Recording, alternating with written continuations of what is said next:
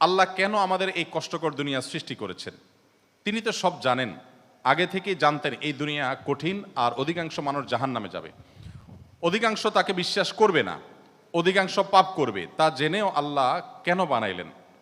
অনেকে চিন্তার স্বাধীনতার কথা বলেন যে আল্লাহ স্বাধীনতা দিয়ে পাঠাইছেন, তাই পাপ করলে দোষ মানুষেরই। কিন্তু আল্লাহ তো এটাও জানতেন যে স্বাধীন হলেও অধিকাংশ মানুষ পাপই করবে। তাহলে কি বলা যায় আল্লাহ জাহান্নামে যাওয়ার জন্যই আমাদের বানাইছেন? এটা কি জুলুম না? ভাই আহমদ মুসা, এই প্রশ্নটি আপনার মতো আরো হয়তো অনেকের। আমরা এই প্রশ্নের উত্তরে অনেক দীর্ঘ আলোচনা করতে পারলে ভালো হতো, কিন্তু আমাদের হাতে সেই সময় নেই। আমি খুব সংক্ষিপ্তভাবে বলার চেষ্টা করি। প্রথমত, আল্লাহ সংক্রান্ত যত প্রশ্ন আছে আমাদের, এই বেশিরভাগ প্রশ্নের গোড়ায় একটা বড় ধরনের গলদ আছে। সে গলদটা হলো, আমরা আল্লাহকে আমাদের মতো ধরে নিয়ে প্রশ্ন করি। অর্থাৎ আমি আপনি সাধারণ মানুষ সৃষ্টি, আমাদের যে সীমাবদ্ধতা আছে, আমাদের যে জায়গাটা আছে, আল্লাহ রাব্বুল আলামিনকে সেই জায়গায় বিবেচনা করে আমরা প্রশ্ন করি। এটা হলো প্রশ্নের গোড়ায় গলদ। যেমন কেউ যখন প্রশ্ন করে যে আচ্ছা, আমাদেরকে আল্লাহ সৃষ্টি করেছেন, তাহলে আল্লাহকে কে সৃষ্টি করেছেন? নাউজুবিল্লাহ, এরকম প্রশ্ন অনেকে করেন। এই প্রশ্নটার অন্তঃসার শূন্য এবং গোড়ায় গলদ। কারণ আপনি নিজে সৃষ্টি, আপনি জানেন যে কোনো ক্রিয়া ছাড়া কোনো কর্ম হতে পারে না। সেজন্য আপনি নিজে সৃষ্টি হয়েছেন, আপনার স্রষ্টার সন্ধান করছেন যে আমি সৃষ্টি যেহেতু হয়েছে, আমার স্রষ্টা নিশ্চয়ই আছে। ভালো কথা। এখন আল্লাহকেও আপনি আপনার মতো করে ভাবছেন যে তাহলে তারও স্রষ্টা দরকার। তারও যদি স্রষ্টা থাকে তাহলে তিনি স্রষ্টা হলেন কিভাবে? আল্লাহর যদি আবার স্রষ্টা বিবেচনা করা যায়, চিন্তা করা যায়, কল্পনা করা যায়, তাহলে তিনি স্রষ্টা হলেন কোত্থেকে? তাহলে তিনিও তো আমার মতো সৃষ্টি হয়ে গেলেন, যে তারও আরেকজন যদি স্রষ্টা থাকে। আল্লাহর কোনো স্রষ্টা থাকবে না, তিনি নিজেই স্বয়ং সম্পূর্ণ। এটা তো অবশ্যম্ভাবী, কারণ সৃষ্টি জগতের আমরা সবাই যখন সৃষ্টি, তাই সকল সৃষ্টির তো স্রষ্টা দরকার। তো স্রষ্টার যদি আবার মনে করেন যে তার আবার সৃষ্টিকর্তাকে, তাহলে সেক্ষেত্রে তিনি স্রষ্টা হলেন কই? তাকে তো আপনি আপনার মতো করে ভাবছেন। তো এইরকম গোড়ায় কিছু গলদ থাকে। এই প্রশ্নের উত্তরে আমি বলি, কোরআনে কারিমে আল্লাহ তাআলা বলেছেন, লা ইউসআলু আম্মা ইয়াফআল ওয়া হুম ইউসআলুন। মহান আল্লাহ তাআলা তার নিজের সত্তা সম্পর্কে বলছেন, তিনি যা কিছু করেন তার এই সমস্ত কাজের জন্য কারোর কাছে তিনি জবাবদিহি করতে বাধ্য নন। কারণ তিনি তো মহান সৃষ্টিকর্তা, তার তো কোনো স্রষ্টা নেই, তার উপরে কেউ নেই, তিনি কার কাছে জবাবদিহি করবেন?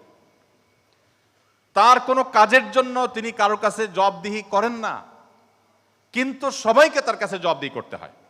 এখন আপনি যদি আল্লাহর কাছে কোনো বিষয়ে প্রশ্ন রাখেন, আল্লাহর ব্যাপারে আপনার যদি প্রশ্ন জাগে, তাহলে তার মানে আপনি আল্লাহকে জবাবদিহিতার আওতায় আনতে চাচ্ছেন।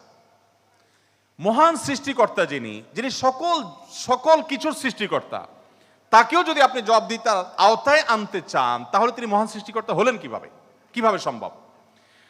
এবার আসা যাক, প্রশ্নে আপনি লিখেছেন যে বেশিরভাগ মানুষ জাহান্নামে যাবে আল্লাহ জানেন, তাহলে আর দরকার ছিল কি তৈরি করা? এখন এখানে রুটিন দায়িত্বপ্রাপ্ত উপাচার্য মহোদয় আছেন।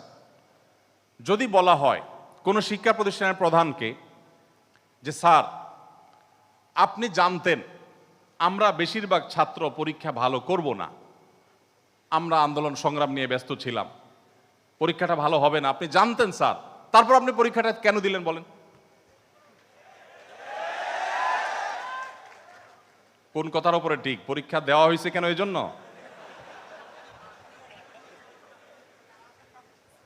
এই প্রশ্নটা যদি করা হয় কোন শিক্ষা প্রতিষ্ঠানের প্রধানকে যে স্যার, বেশিরভাগ ছাত্র আমরা ভালো ছাত্র না, ভালো ছাত্র সবসময় কমই থাকে সংখ্যা, এটা আপনি জানেন স্যার, তারপর আপনি পরীক্ষাটা কেন নিলেন?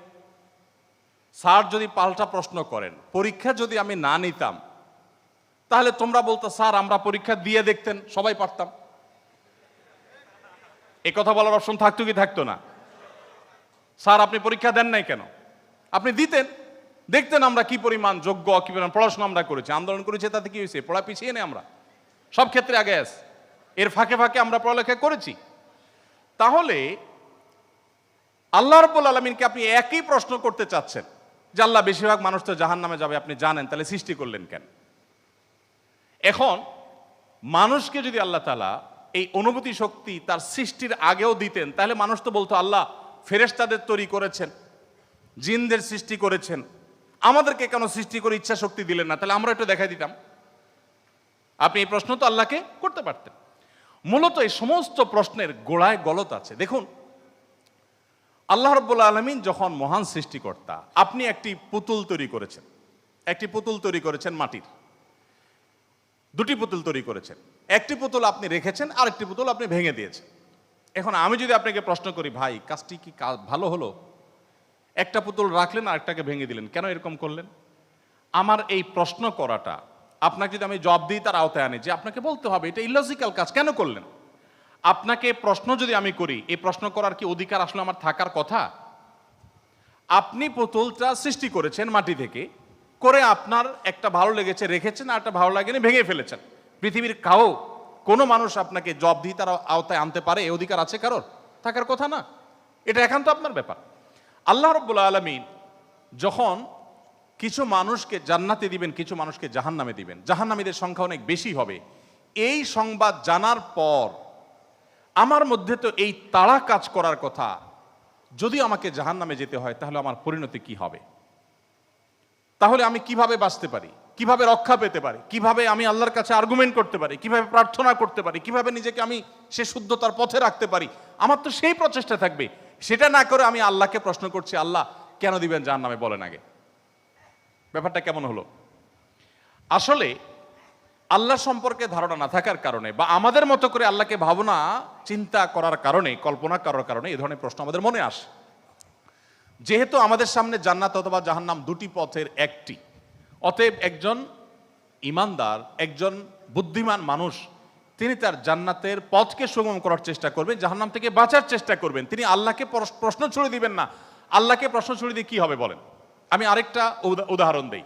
ধরুন, আপনি একজন মানুষ, আপনাকে বলেছে দরখাস্ত দিতে, তুমি আমার কাছে দরখাস্ত দাও। আপনি আপনার এলাকার জনপ্রতিনিধির কাছে কোনো একটা কাজ নিয়ে গিয়েছেন, এবং সাথে দরখাস্ত তো নিয়েছেন, সাথে সুপারিশ নিয়ে গেছেন, হাই হ্যালো নিয়ে গেছেন, কাউকে দিয়ে ফোন করিয়েছেন, নানাভাবে আপনি চেষ্টা করে আপনি গিয়েছেন। সেই ভদ্রলোকের অফিসে যাওয়ার পর আপনি অনেক চেষ্টা করেছেন, কাজটা হয়নি। এখন আপনি কিন্তু জানতেন যে আমি দরখাস্ত লেখার নিয়ম আছে সেই হিসাবে লিখেছি, আবার সুপারিশও করেছি, কিন্তু আসলে হবে সেটাই যেটা তিনি চাইবেন, তার এখতিয়ার আছে এটা পাশ করা বা না করা। এখন আপনি যদি যে তাকে বলেন, ভাই নেতা সাহেব, যেহেতু বিষয়টা সম্পূর্ণ আপনার ইচ্ছাধীন, আপনি দিবেন কি দিবেন না সম্পূর্ণ আপনার এখতিয়ার, আইনও সেভাবে, নিয়মও সেভাবে, সিস্টেমও সেটা, এখতিয়ার 100% আপনার অধীনে, আপনি চাইলে দিবেন, না দিলে নাই, তাহলে নাটক কেন করলেন? দরখাস্ত দেওয়ালেন কেন আমাকে দিয়ে? আমাকে কেন আসতে বললেন? আপনি জানেন সিদ্ধান্ত নেতার হাতে, সিদ্ধান্ত জনপ্রতিনিধির হাতে, সিদ্ধান্ত সে ব্যক্তির হাতে। আপনি জানেন তিনি যা ডিসিশন নেবেন সেটাই হবে। এটা জানার পরও আপনি কিন্তু আপনার চেষ্টায় কোনো ত্রুটি করছেন না, এমনকি আপনি পাবেন না সেই সম্ভাবনা জোরালো হওয়া সত্ত্বেও আপনার চেষ্টা কিন্তু আপনি ত্রুটি করেন না। সেখানে আপনি মানুষ হয়ে বলছেন যে আল্লাহ যাকে জাহান্নামে দিবে সে তো জাহান্নামে যাবেই, এর ব্যত্যয় তো হবেই না, তাহলে আমার আর কষ্ট করে লাভটা কি? আরেকটি উদাহরণ মনে হয়েছে। এক ভদ্রলোক, তিনি একজন মুসলমানকে, একজন সন্দেহের মধ্যে থাকা মুসলমান, নামকাওস্ত মুসলমান, তিনি একজন সিরিয়াস মুসলমান, প্র্যাকটিসিং মুসলমানকে জিজ্ঞেস করতেছে, ভাই প্রতিদিন নামাজের জন্য আহ্বান করে, ভাই নামাজ পড়তে চলো। তো বেনামাজি মুসলমানটা বলে, না ভাই আমি যাব না। তো একদিন বলতেছে, আচ্ছা শুনেন, আল্লাহর ইচ্ছার বাইরে তো কিছু হয় না, আমি আসলে নামাজে যাই, এটা আল্লাহ চাচ্ছেন না, এই জন্য আমি যাই না। তো যেহেতু আল্লাহর ফয়সালা হয়ে গেছে, আমি যেতে পারছি না, তার মানে আল্লাহ আমাকে যাওয়ার তৌফিক দেন না, সেজন্য যাচ্ছি না। তাহলে আপনি অযথা চেষ্টা করে লাভ নাই, কেন আমাকে প্রতিদিন ডাকেন, কোনো দরকার নেই। তো এই ভদ্রলোক তিনি যখন বলেছেন যে আল্লাহ চাইলে তো আমি নামাজ এমনিই পড়তে যাব, আল্লাহ যখন আমার জন্য নামাজের ফয়সালা করবেন, আপনি ডাকা ছাড়াই আমি যাব, আর না করলে তো আমি যাব না, তাহলে আপনি অযথা কেন চেষ্টা করছেন? এই কথা বলার পর ওই নামাজি ব্যক্তি তার আর কোনো উত্তর না দিয়ে পরের দিন এই ভদ্রলোক যখন অফিসে যাবে কাজের জন্য, একই সাথে তারা থাকে, তো শার্ট প্যান্ট পরে যখন সে কাজের জন্য বের হবে, তখন তার এই দোস্ত দরজা আটকে ফেললো এবং সামনে দাঁড়ায় বলল, আজকে তো যাওয়া যাবে না। তো বলে, কেন যাওয়া যাবে না? বলে যে আল্লাহ তো রিজিক দাতা, অতএব আপনার নসিবে যেটা আছে সেটা তো এমনিতেই আসবে, আর না থাকলে আসবে না, আপনি গেলেও আসবে না, তাহলে কেন যাচ্ছেন? রিজিকের ব্যাপারে আপনি নামধারী মুসলমান হিসাবে, নামসর্বস্ব মুসলমান হিসাবে আপনি বিশ্বাস করেন যে রিজিকে যা আমার বরাদ্দে আছে সেটা আসবেই, কিন্তু আমার চেষ্টা আমাকে করতে হবে। ওই যে ডিসিশন নেতার হাতে, কিন্তু আমাকে দরখাস্ত দিতে হবে, আমাকে অ্যাপ্রোচ করতে হবে, আমাকে চেষ্টা করতে হবে। আমার এই চেষ্টা করাটা হলো আমার দায়িত্ব। দিবেন কি দিবেন না 100% তার ইখতিয়ারে। আমি জানি তিনি না দিলে আমার চেষ্টা করেও কিছু হবে না, কিন্তু তাই বলে আমি চেষ্টা বন্ধ করব না। ঠিক একইভাবে আমি জান্নাতের জন্য চেষ্টা করব, এটা আমার কর্তব্য, এটা আমার বাঁচা মরার লড়াই। আল্লাহ তাআলা আমাকে জান্নাতে দিবেন কি দিবেন না ডিসিশন তারটাই চূড়ান্ত, তাহলে আমার কাজ করে লাভ কি? এই প্রশ্ন একেবারেই অবান্তর, একেবারেই অযৌক্তিক, কারণ পার্থিব জীবনে অন্য কোনো ক্ষেত্রে আমরা এটাকে